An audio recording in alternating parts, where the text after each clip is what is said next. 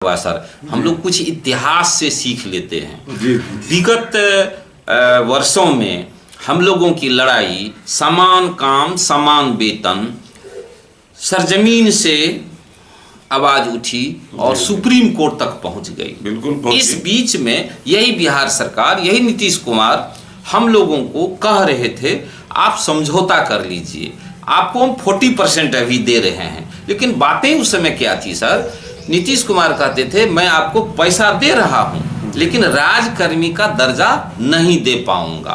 बात आगे बढ़ गई, सुप्रीम कोर्ट तक गई, सुप्रीम कोर्ट से हम लोग सभी वापस आ गए। आज की परिस्थिति बदल गई है, आज वो बोल रहे हैं कि हम आपको राजकर्मी का दर्जा देने के लिए तैयार हैं, परीक्षा से गुजरना पड़ेगा। लेकिन अभी अब जो लोग परीक्षा से नहीं गुजरेंगे तो उसके वेतन में तो बहुत की कमी आ गई है सर। तो इस पर थोड़ा प्रकाश डालना चाहेंगे, क्योंकि ये लड़ाई तो लड़ाई है, हर लड़ाई पीछे की लड़ाई से थोड़ा सीख ली जाती है, आगे की लड़ाई की योजना बनाई जाती है। अब आपके साथ दोनों बात है सर, भविष्य भी आपके सामने आने ही वाला है और ये भूतकाल में भी आपने लड़ाई लड़ा है। तो दोनों से हमको लगता है कि हमें अच्छी बातों को सीख करके लड़नी चाहिए। बगैर लड़े तो हमारा कोई पहचान है नहीं और कुछ मिलने वाला भी नहीं है। तो सर इस पर थोड़ा सा प्रकाश। बिल्कुल सही बात है जी सर। अब माननीय उच्च न्यायालय पटना का जब निर्णय आप देखेंगे नरेंद्र राव जी, तो उसमें स्पष्ट रूप से शिक्षकों को जो जजमेंट आया था 18 ईस्वी में, उसमें स्पष्ट निर्देश है कि बिहार के तमाम शिक्षकों को समान काम के लिए समान वेतन मिलना चाहिए जी। और बिहार सरकार को देना होगा। इसी जजमेंट पर बिहार सरकार बौखला गई थी जी। और सुप्रीम कोर्ट चली गई थी बिहार सरकार, शायद आप ही ने सवाल में कर दिया है जी। तो जब बिहार सरकार सुप्रीम कोर्ट चली गई तो मजबूरन शिक्षकों को भी सुप्रीम कोर्ट जाना पड़ा जी सर। जी सर। और जो आपने 40% वेतन वृद्धि की बात की कर रहे हैं, ये बिहार सरकार नहीं कर रही थी, अच्छा, बल्कि सर्वोच्च न्यायालय के जो हमारे माननीय चीफ जस्टिस लोग थे वहां पर, जो जज इस केस को देख रहे थे, उनका कहना था कि कम से कम 40% वेतन वृद्धि कर दीजिए ताकि इन लोगों को कुछ राहत हो जाएगा। हाँ।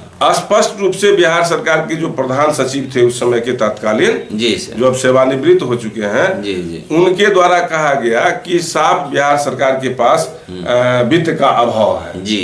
अगर हम शिक्षकों को पूर्ण वेतन दे देंगे या 40% वेतन वृद्धि कर देंगे तो बिहार का विकास रुक जाएगा जी। तो कहीं न कहीं शिक्षकों को एक बहुत बड़ा झटका लगा, तो इन्होंने एग्रीमेंट किया था कि हम वेतन जरूर बढ़ाएंगे और हम जाते हैं अपने वित्तीय स्थिति का आकलन करके हम जो है सो वेतन बढ़ाएंगे। उससे पहले चूंकि 15% वेतन वृद्धि कर दी थी बिहार सरकार, इसलिए बिहार सरकार जो है सो कहीं न कहीं जो है सो शिक्षकों का जो है सो एक तरह से कहिए कि नस पकड़ ली है जी, नब्ज पकड़ ली है। हाँ। और नब्ज पकड़ने के वजह से ही शिक्षकों को समय समय पर एक तरह से मतलब थोड़ा थोड़ा वेतन वृद्धि करके और शिक्षकों के आंदोलन को जो है सो बैठा देती है सर। बिहार सरकार को पता है कि ये शिक्षक संगठित नहीं है और शिक्षक संगठित होने का जो नाटक कर रही है वो कहीं न कहीं शिक्षक संगठन की जो शीर्ष नेतृत्व है उनके साथ उनकी बंद कमरे में क्या वार्ता होती है, ये कहीं न कहीं शिक्षकों को लगता है कि धोखा मिल रहा है जी सर। और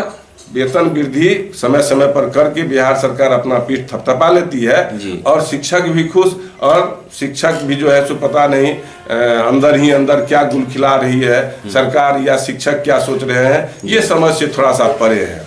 रही बात समान काम समान वेतन, अभी भी हमारा वो स्टैंड बाकी है सर जी। अगर हमको राजकर्मी का दर्जा मिल जाता है, वर्तमान नियमावली 23 का नहीं 2-10-80 के नियमावली में जो स्केल दिया हुआ है, जो सुविधाएं शिक्षकों को बिहार के शिक्षकों को दी गई है, चाहे वो प्रारंभिक शिक्षक हो या माध्यमिक शिक्षक हो, उनको उस स्केल पर यदि रख करके आप देखिएगा, उस स्केल पर रख करके यदि आप राजकर्मी का दर्जा दीजिएगा तो फिर समान काम समान वेतन तो ऑटोमेटिक बिहार के शिक्षकों को मिल जाएगा। तब मिल जाएगा। असली लड़ाई उसी मुद्दे पर जी। हाँ। और हम जो आज 2027 नियमावली का विरोध कर रहे हैं या बिहार के तमाम शिक्षक संगठन जो विरोध कर रही है, कहीं न कहीं उसी वेतनमान के लिए मैंने इसके अंदर छुपा हुआ है कि वो वेतनमान के आधार पर हमको दो। अभी आप देखिए ना कि हमको अब कहीं न कहीं समान काम समान वेतन की मांग जो है वह थोड़ा सा धीरे धीरे दबने लगी। राज्यकर्मी का दर्जा तो बिहार सरकार का जो देखिए बिहार सरकार का जो शिक्षा विभाग है वह ब्यूरोक्रेट्स चला रहा है। जी नेता के पास सही में मतलब तेजस्वी जी को हो सकता है कि एजुकेशन कम रहने के कारण उनको समझ में बात नहीं आ रही हो।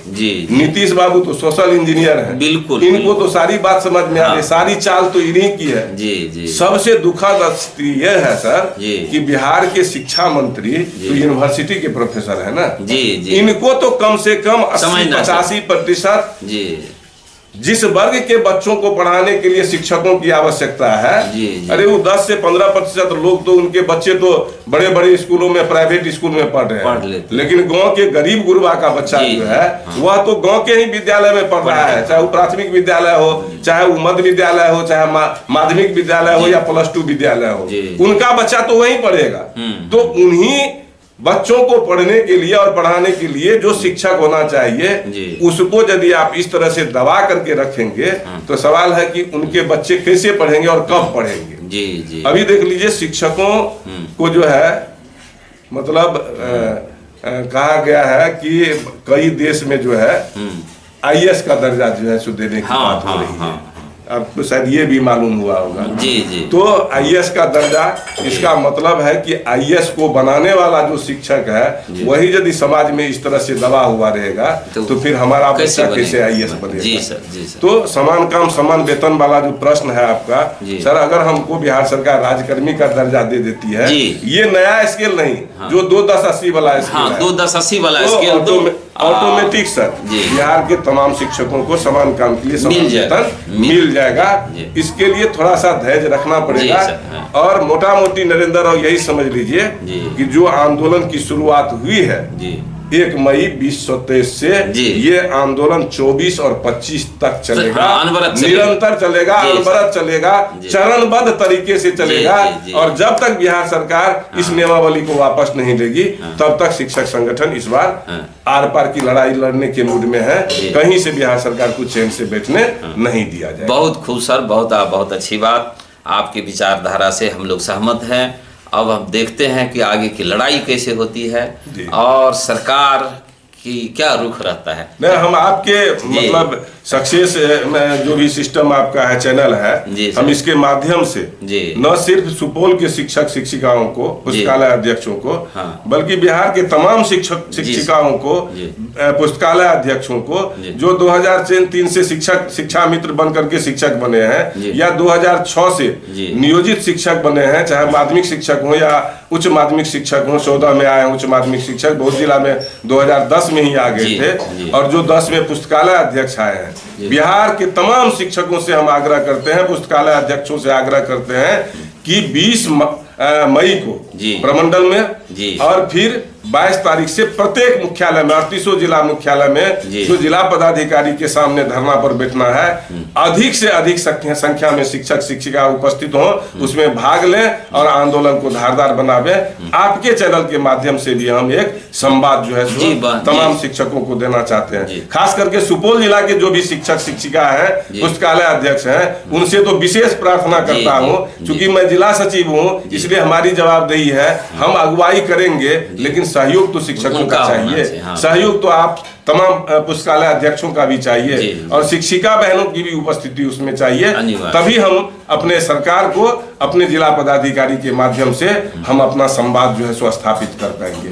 नई शिक्षक नियुक्ति नियमावली जो अधिसूचित की गई है बिहार सरकार के द्वारा, ये कहीं से भी ठीक है, मतलब जो नए अभ्यर्थी आ रहे हैं तो खास करके देख लीजिए सर नरेंद्र, 2019 में आप पात्रता परीक्षा लिए थे, थोड़ा सा उसके तकनीकी को देखना पड़ेगा आपको। जी सर। 2019 की पात्रता परीक्षा जो हुई थी सर, और 2013 में जो पात्रता परीक्षा हुई थी, 11 में जो पात्रता परीक्षा हुई थी, दोनों में भिन्नता है। जी भिन्नता है सर। 11 और 13 की पात्रता परीक्षा जो है सो जनरल लिया गया। हाँ, ट्रेंडों को ट्रेंड सबको लिया गया था कि इसमें पास करो, उसके बाद ट्रेंड हो जाओ तो शिक्षक बन जाओ। आप थोड़ा सा इस 2019 के पात्रता परीक्षा की बारीकी को अगर ध्यान में रखेंगे तो सब्जेक्ट वाइज रिक्ति दी गई थी। सब्जेक्ट वाइज रिक्ति दी गई थी ना, चाहे वो माध्यमिक शिक्षक का हो चाहे उच्च माध्यमिक शिक्षक का हो।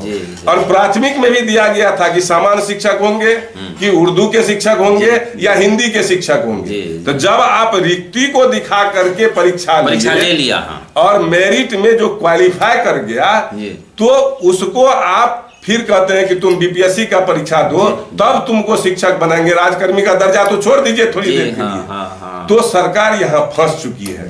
सरकार कई मुद्दे पर फंस चुकी है सर, कि जब आपके पास आर्थिक मजबूरी थी, आपने सर्वोच्च न्यायालय में जवाब दिया तो आर्थिक मजबूरी थी, तो जिस वजह से आप कहे कि राजकर्मी का दर्जा हम नहीं दे सकते हैं, समान काम के लिए समान वेतन नहीं दे सकते हैं। तो आज आप कितने समृद्ध हो गए जो आप ये 1,78,000 शिक्षकों को राजकर्मी का दर्जा देने के बाद करने जा रहे हैं। ये संदेह के घेरे में आपको ला रही है। आपका मतलब कोष उतना मजबूत हो गया है, सही बात को आप दे देंगे राजकर्मी। दूसरा सर, दूसरे बिंदु पर 34,540 के शिक्षकों को आपने कोई बगैर कोई परीक्षा लिए हुए राजकर्मी का दर्जा दिया, वहां भी आप फंसे हुए हैं। सवाल उठ गया है कोर्ट में कि आप उनकी कौन सी परीक्षा लेकर के राजकर्मी का दर्जा दिए थे।